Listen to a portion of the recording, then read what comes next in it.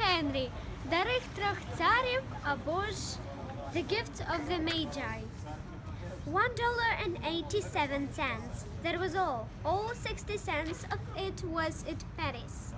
Pennies saved one and two at a time, but bulldozing the grocer and the vegetable man and the butcher until one's cheeks burned. Butcher until one's cheeks burnt with the guilt of meanness as that such clothes Dylan implied. 3 times Della counted it, $1.87, and the next day would be Christmas. There was clearly nothing to do but fall down on the shabby little couch and cry, so Della did it. Which suggests that life is made up of sobs, sniffles, and smiles, with sniffles predominating. While the mistress of the home is gradually passing from the first stage to the second, take a look at the home. A furnished flat at $8 per week. It was not exactly extreme misery, but it certainly was a silent poverty. In the vestibule below was a letterbox into which no letter would go, an electric button from which nobody could press out a ring. There was also a card bearing the name, Mr. James Dillingham Young. The name Dillingham looked very fine on the card when its owner was paid $30 per week.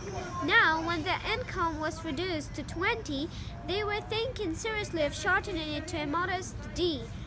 But whenever Mr. James Dillingham and young Mac home and reached his flat about, he was called Jim and clearly hugged by Mr. James Dillingham Young, already introduced to you as Della, which is all very good. Della finished her cry and powdered her cheeks. She stood by the window and looked out dully at a grey cat walking a grey fence in a grey backyard. Tomorrow would be Christmas Day, and she had only $1.87 with which to buy Jim a present. She had been saving every penny she could for months with this result. $20 a week doesn't go far. Expressness has been greater than she had calculated. They always are. Only $1.87 to buy a present for Jim. Her Jim. She had spent so many happy hours planning for something nice to him, something fine and rare, something just a little bit near to be worthy of the honor of being loved by Jim. Suddenly Della went away from the window to the mirror, which hung between the windows. Her eyes were shining brilliantly, but her face had lost its color within 20 seconds. Rapidly she pulled down her hair and let it fall to its full length. Now there were 2 possessions of the James Dillingham yachts in which they both took a great pride. One was Jim's gold watch and had been his father's and his grandfather's. The other was Della's hair. If the Queen of Sheba had lived in the neighboring flat, Della would have let her hair hang out the window some day to just try and show how little Her Majesty's jewels and gifts means. If King Solomon had been the janitor with all his treasures piled up in the basement, Jim would have pulled out his watch every time he passed, just to see him pluck at his beard from an eye. So now Della's beautiful hair fell about her, shining like a cascade of brown waters. It reached below her knee and made herself almost a coat of her, and then she did it up again nervously and quickly. Once she faltered for a minute. She stood still while a tear or two fell from the worn red carpet. She put on her old brown jacket and her own brown hat. With a brilliant sparkle in her eyes, she hurried out the door and down the stairs to the street. Where she stopped, the sign read, Madame Safrani, hair goods of all kinds. One flight up Della ran and collected herself, trying to check her breath. Madame, large, 2 white, chilly, hardly looked at Safrani. Will you buy my hair? asked Della.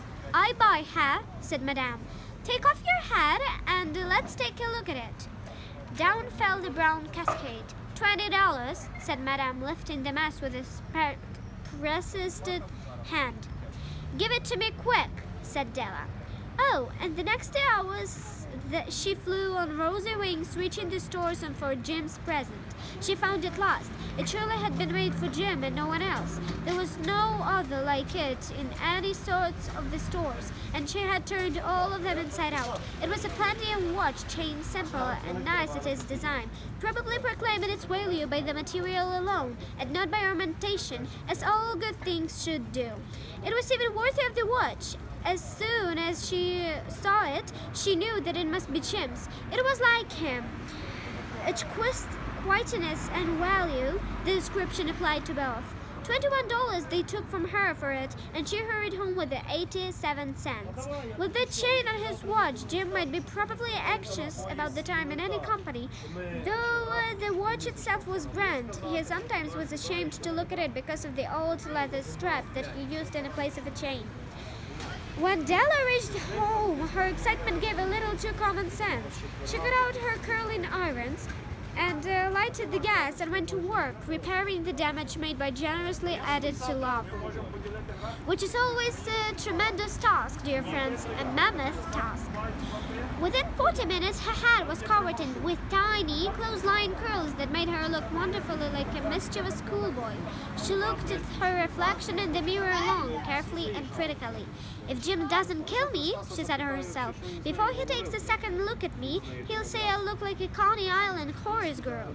But what could I do? Oh, what could I do with $1.87? At 7 o'clock, the coffee was made and the frying pan was on the back of the stove, hot and ready to cook the chops. Jim was never late. Della dumped the chain in her head and sat on the corner of the table near the door that he always entered. Then she heard his step on the stair and way down on the first flight, and she turned white for just a moment.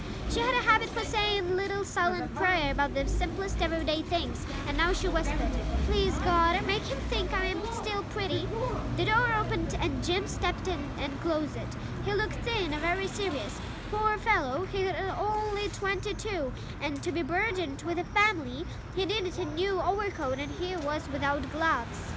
Jim stopped inside the door, as immovable as a statue. His eyes were fixed upon Della, and there was no expression for them that she could not read, and terrified her. It was not danger, not surprise, not disapproval, not horror, not any of the feelings that she had been prepared for. He simply stared at her with peculiar expression on his face. Della jumped off the table and went to him. "Jim, darling," she cried, "don't look at me that way. I had my hair cut off and sold because I couldn't have lived through Christmas without giving you a present. It will grow out again. You won't mind, will you? I just had to do it. My hair grows awfully fast. Say Merry Christmas, Jim, and let's be happy. You don't know what a beautiful, nice gift I've got for you. You cut off your hair?" asked Jim slowly, as if he had not arrived at the fact even after the hardest mental rabor. "Cut it off and sold it," said Della. "Don't you like me just as well? Anyhow, I'm me without my hair, ain't I?" Jim looked about the room curiously. "You say your hair is gone?" he said with an air almost of idiocy. You needn't look for it," said Della. "It's sold, I tell you. Sold and gone too. It's Christmas Eve, boy. Be good to me because it went for you. Maybe the hairs of my head were numbered," she went on with sudden serious sweetness, "but nobody could ever come what mine loud for you. Shall I put the chops on, Jim?" Jim seemed quickly to wake out of his trance. He hugged Della. "For 10 seconds, let us look in the other direction. $8 a week or a million a year. What is the difference? A mathematician would give you the wrong answer. The Magi broke available gifts, but there was not among them. This dark statement will be explained later on." Jim drew a package from his overcoat, pocket, and threw it up on the table. "Don't make any mistakes, Dell," he said, "about me. I don't think there's anything in the way of a haircut or shave or shampoo that could make me like my girl any less. But if you will unwrap the package, you may see why I reacted so at first." White fingers tore the string and paper, and then an exacting scream of joy, and then, alas, a quick feminine chain to hysterical tears, which made it necessary for her husband to use all his comforting talents. For there lay the combs, the set of combs that Della had worshipped long in a Broadway window. Beautiful combs, pure tortoise shell with jeweled rims, just the shade to wear in the beautiful vanished hair. They were expensive combs, she knew, and her heart had simply hungered of them without any hope of possession. And now they were hers, but the hair that they should have decorated was gone. but she hugged them to her bosom, and soon she was able to hook up with him eyes and smiled and say, "My hair grows so fast, Jim."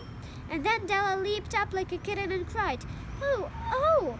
Jim had not seen his beautiful present. She held it out to him eagerly upon her open palm. The dull, precious metal seemed to flash with a reflection of her bright and excited spirit. "Isn't it charming, Jim? I hunted all over the town to find it. You will have to look at the time at 100 times a day now. Give me your watch. I want to see how it looks on it."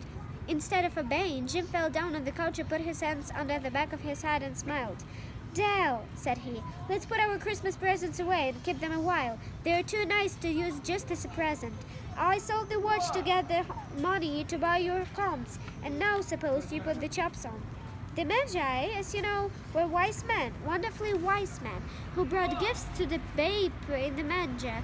They invented the art of giving Christmas presents. As they were wise, their gifts were no doubt wise ones, possibly bearing the privilege of exchange in case of duplication. And here I have tried to tell you the uneventful chronicle of two foolish children in a flat who most unwisely sacrificed for each other the greatest treasures of the house. But in the last words to the white of these days, let it be said that all of the who give gifts were two were the wisest.